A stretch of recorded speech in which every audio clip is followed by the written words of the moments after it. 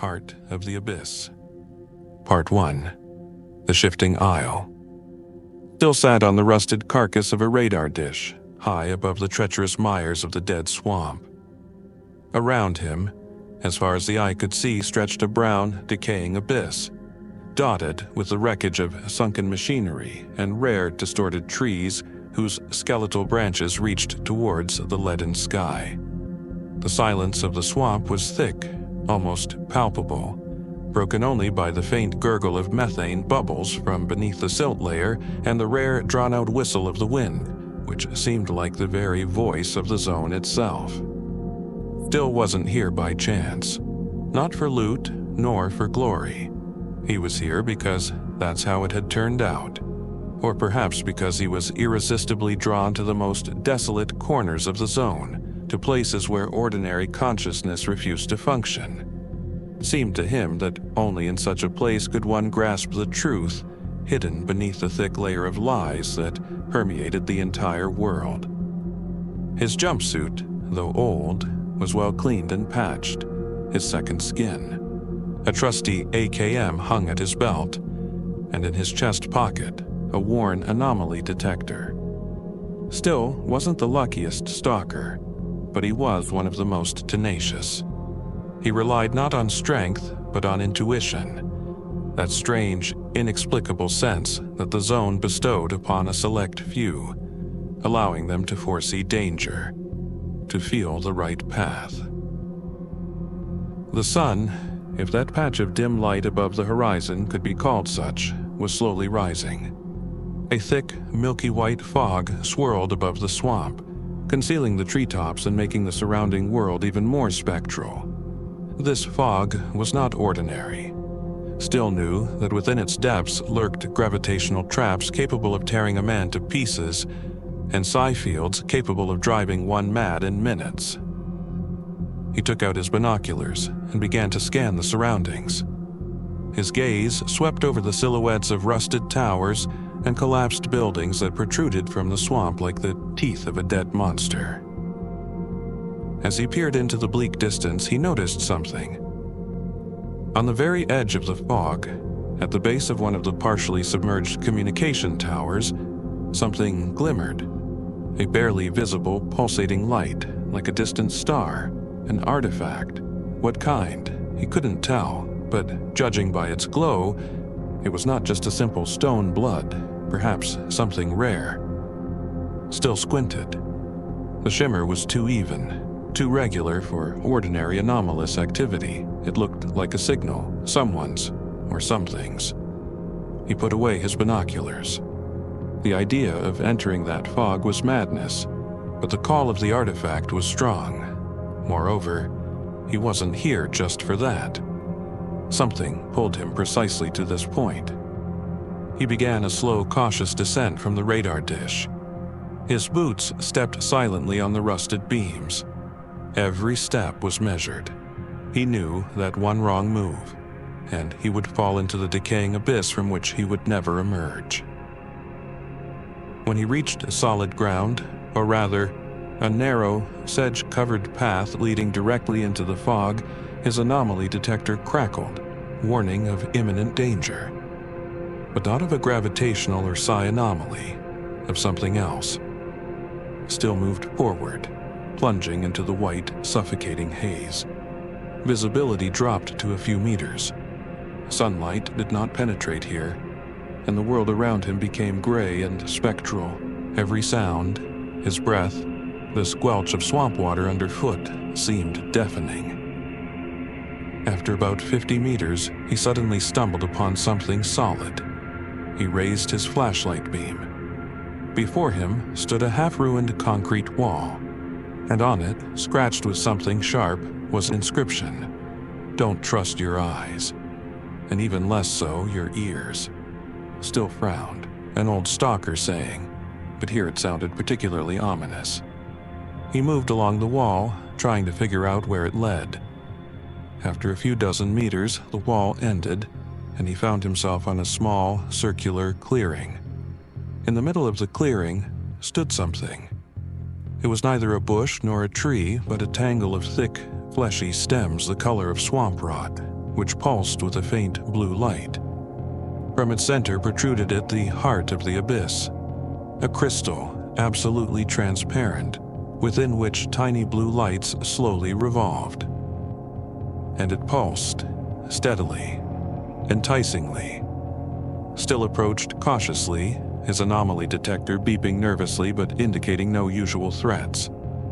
Nevertheless, the air around the plant felt somehow wrong. Too dense, too heavy, as if the very air itself was filled with something invisible and viscous. He carefully took the artifact in his hand. It was warm, almost hot, and a slight vibration emanated from it, and a feeling of infinite emptiness. As he held the heart of the abyss, the world around him seemed to change. The fog grew denser, the voices in his head clearer. These were not words, but emotions. Despair, fear, loneliness, not his own. Someone else's. They crashed in waves, threatening to overwhelm his sanity. Still felt his consciousness begin to fray, as if invisible hands were trying to tear him from reality. A voice. He heard it, not human. Deep, low, as if coming from the very depths of the earth. And it was speaking, indistinctly.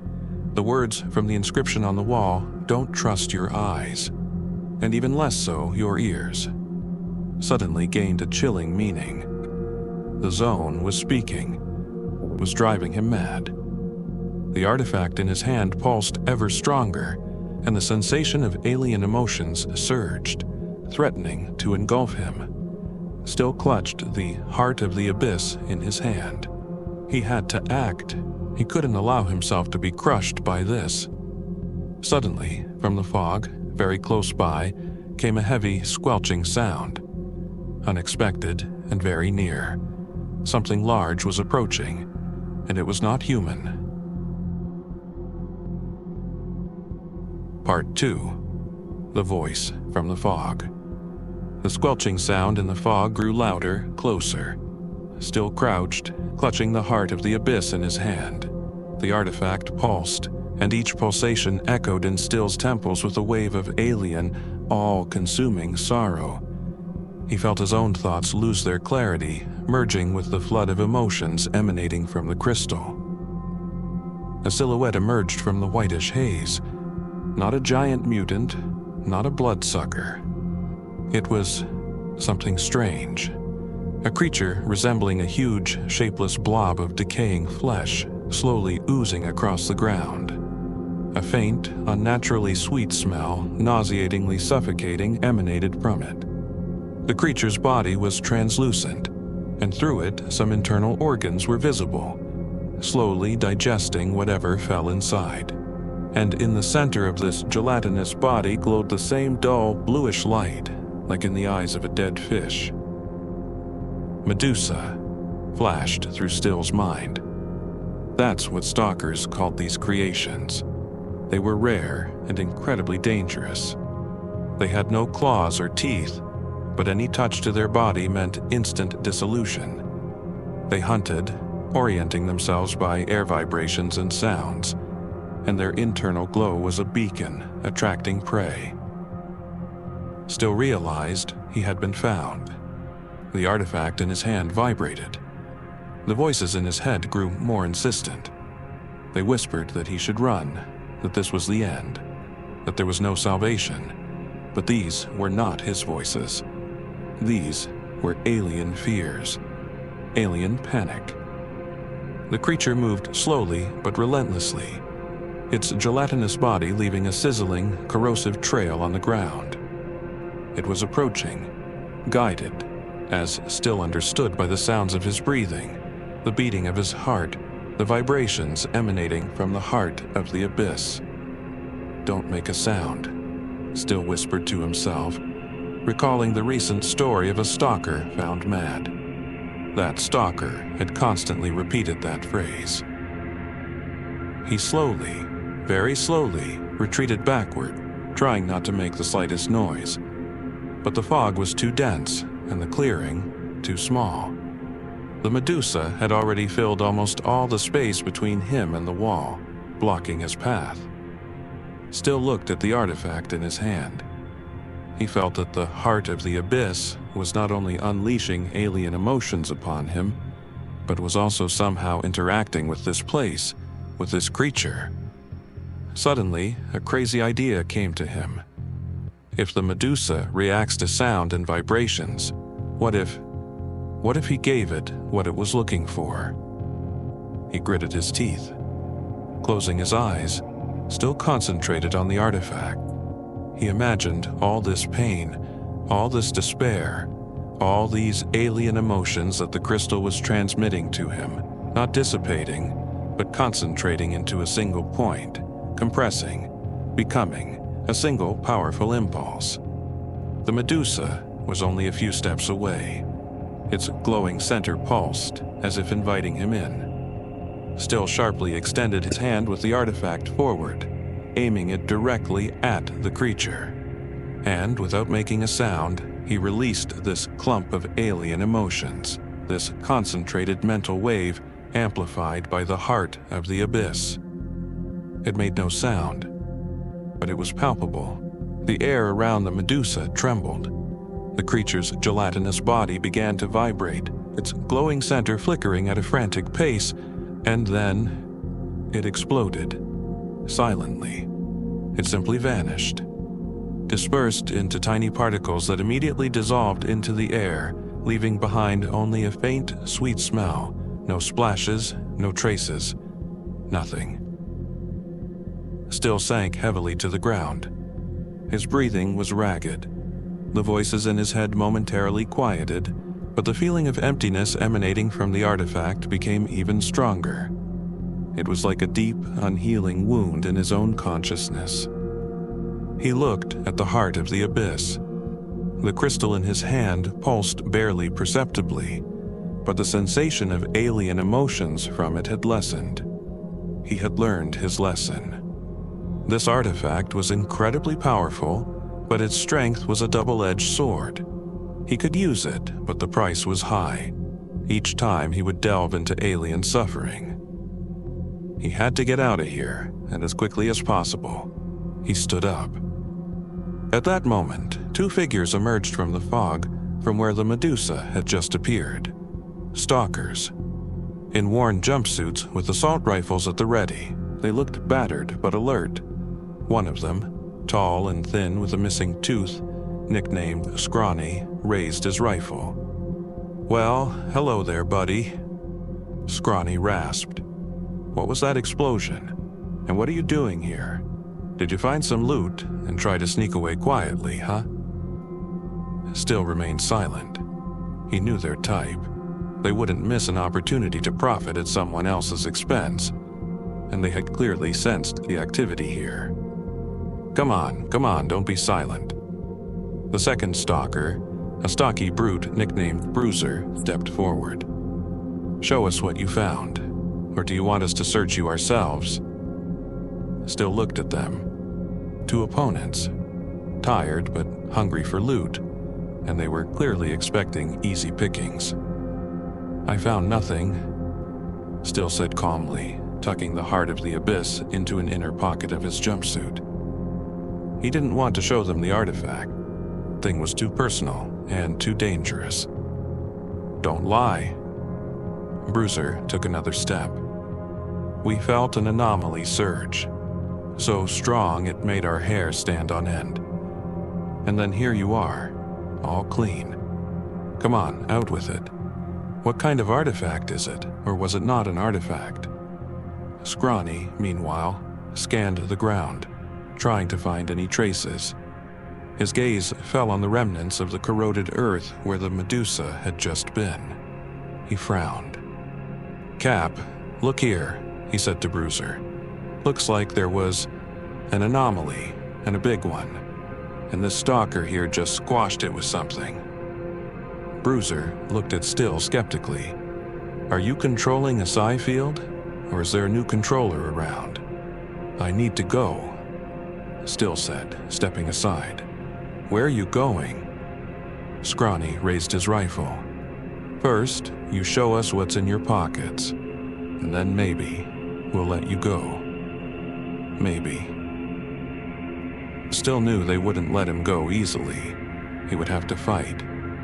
But fighting in the dense fog, where visibility was limited, where every sound could attract unwanted attention, was extremely dangerous. And most importantly, the artifact. He felt the heart of the abyss beginning to influence him again, awakening alien, aggressive impulses in his mind. He glanced at the wall with the inscription, "Don't trust your eyes, and even less so, your ears." Something about that phrase suddenly seemed like a key. "I owe you nothing," Still said, his voice even, devoid of emotion. "Well, then you have only yourself to blame." Bruiser sharply raised his rifle. At that very moment, Still stepped aside, moving out of the line of fire. In this part of the zone, there was an anomaly he had seen several times before: the illusion.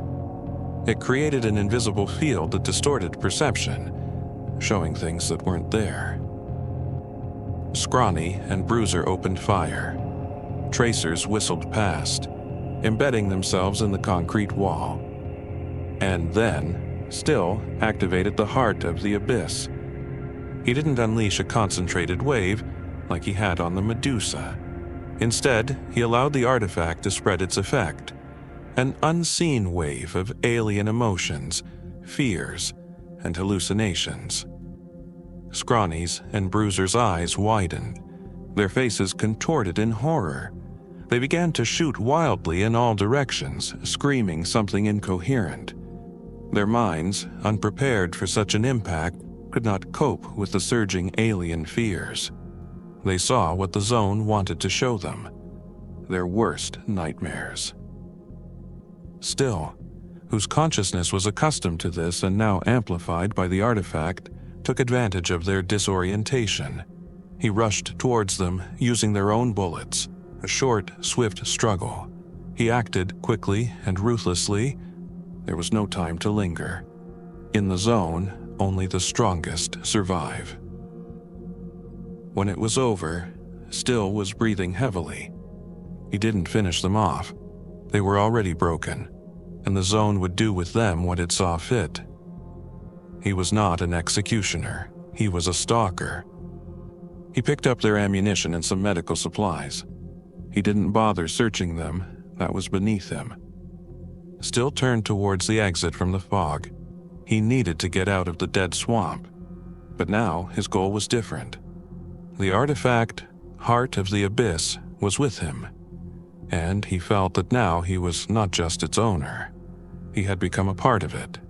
And the voices in his head, though quieted, promised to return.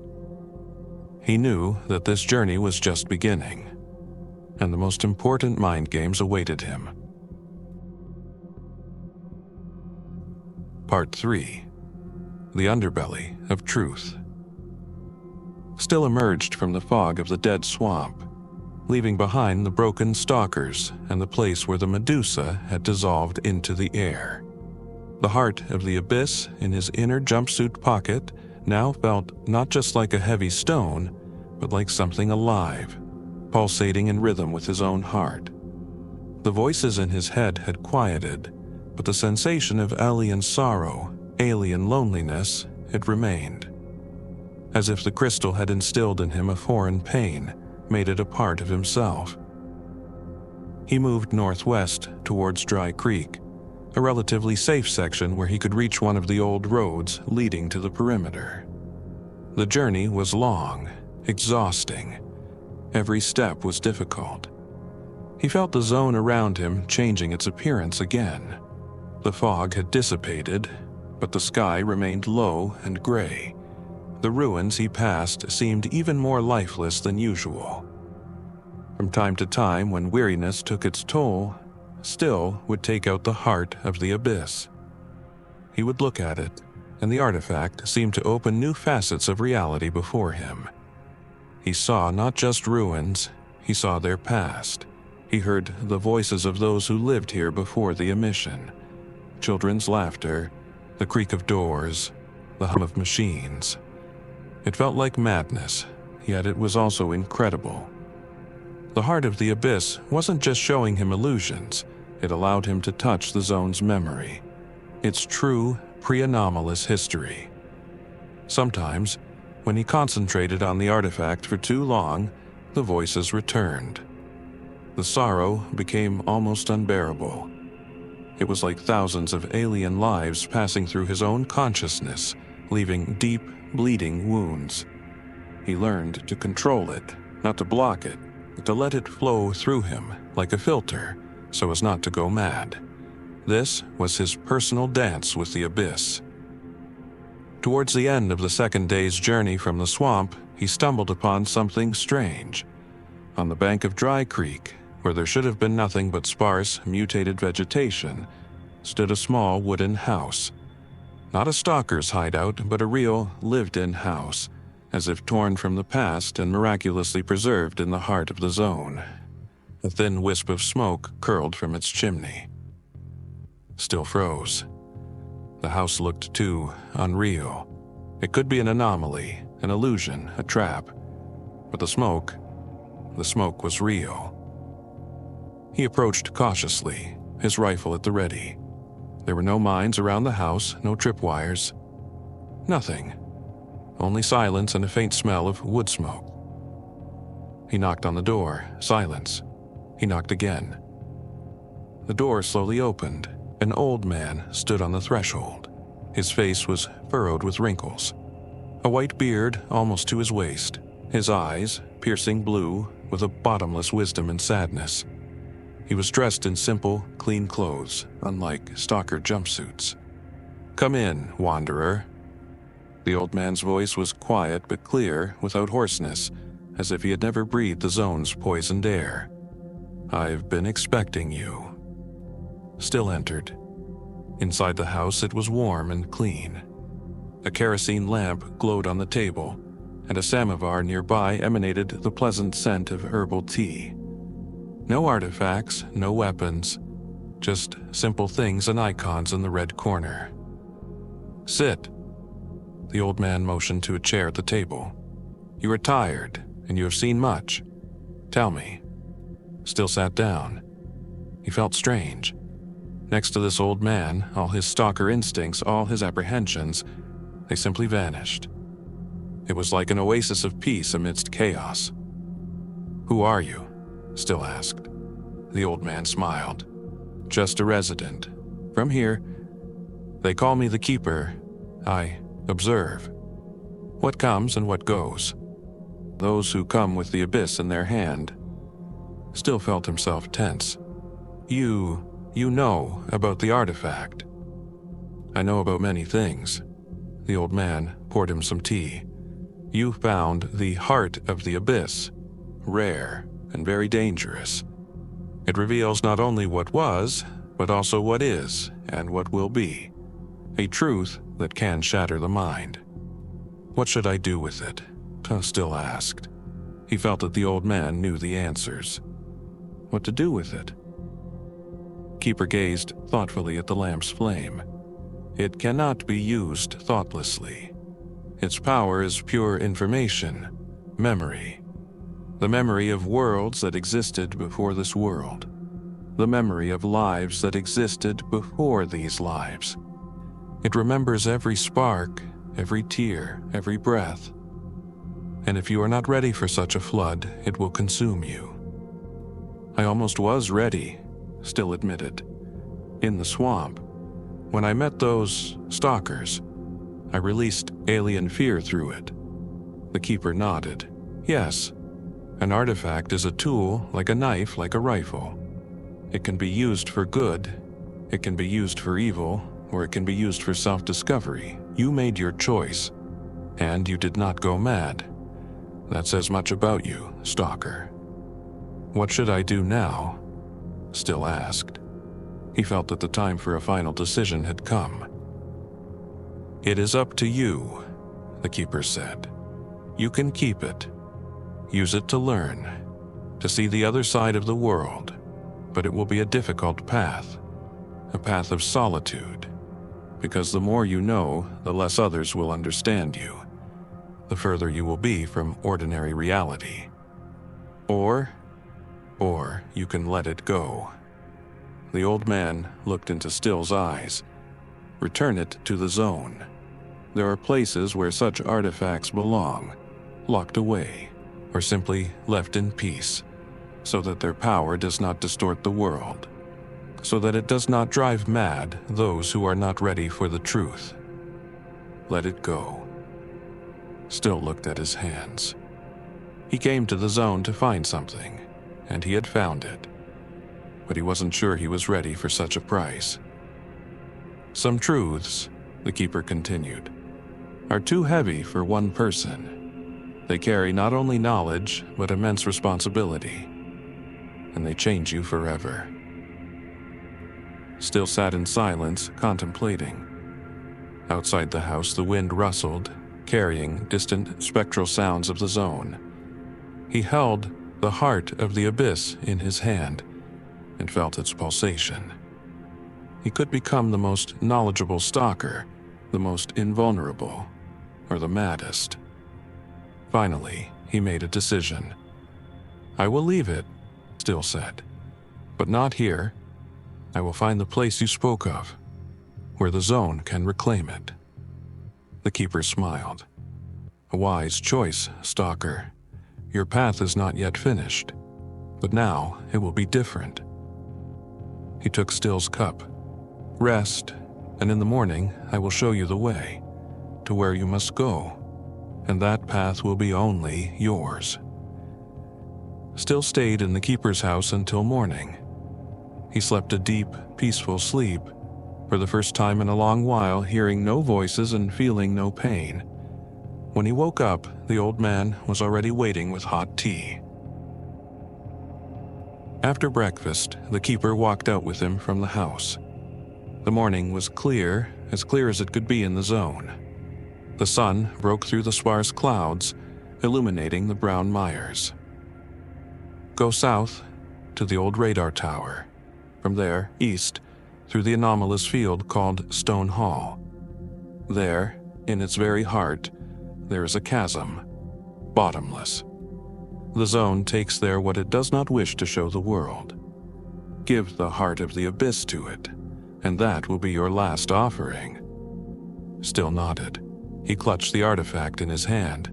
He felt that he was giving away not just an object, but a part of himself, a part of his journey. And then what? He asked. Then you will be free. The Keeper smiled. Free from this burden.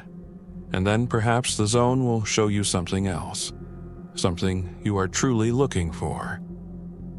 Still looked at the old man. And you, how do you know all this? The Keeper merely shrugged. I am the shadows, and the voices, and the silence. Just like the zone, only I chose a different path. The path of observation. Go, Stalker, your path awaits you. Still walked. He did not look back. He felt that the zone, that vast, living, suffering entity, was waiting for him. Waiting for his offering. And this farewell step was the most important of his life. He did not become the richest stalker, did not find legendary treasures, but he learned a part of the zone that was hidden from others. He touched the truth, and he did not break. The artifact in his hand slowly cooled, becoming less and less alive. Its pulsation faded. It was returning to where it came from, into the abyss. When Still reached the stone hall, the anomaly met him with unbearable pressure. He passed through it without fear, guided by the sensations from the artifact. In the center of the hall, where the anomalies raged most fiercely, the earth indeed plunged into a black, bottomless chasm. Still approached the edge. Below was only darkness and silence. That same oppressive silence that could only mean one thing, something ancient and unfathomable rested there. He took out the heart of the abyss. The artifact was almost cold, its glow barely flickering. Still looked at it one last time. Farewell, he whispered. and he threw the crystal into the abyss. He heard only a slight splash, as if a stone had fallen into water, and then nothing. Silence consumed the artifact. The zone had reclaimed its own. Still stood at the edge of the abyss, feeling an enormous, invisible burden lift from his shoulders.